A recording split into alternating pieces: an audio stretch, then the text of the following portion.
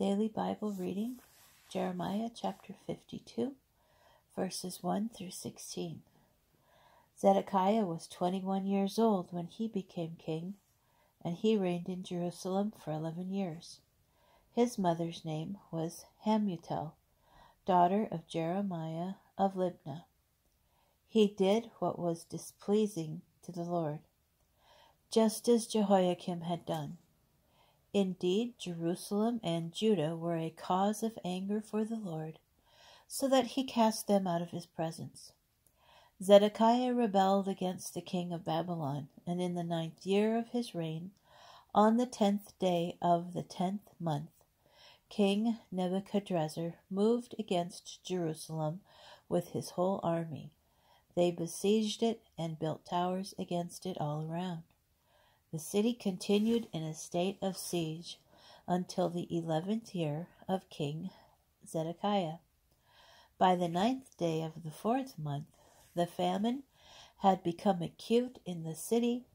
There was no food left for the common people.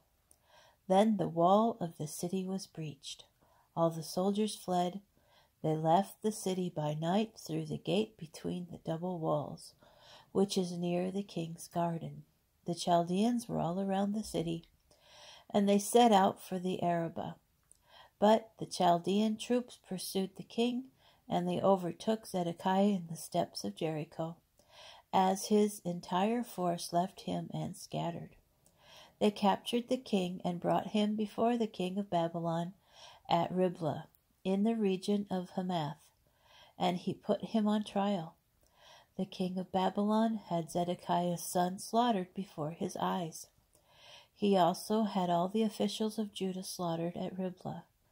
Then the eyes of Zedekiah were put out, and he was chained in bronze fetters. The king of Babylon brought him to Babylon and put him in prison, where he remained to the day of his death.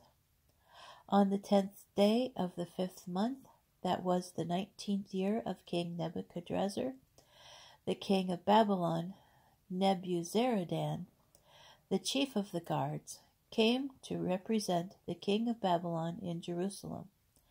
He burned the house of the Lord, the king's palace,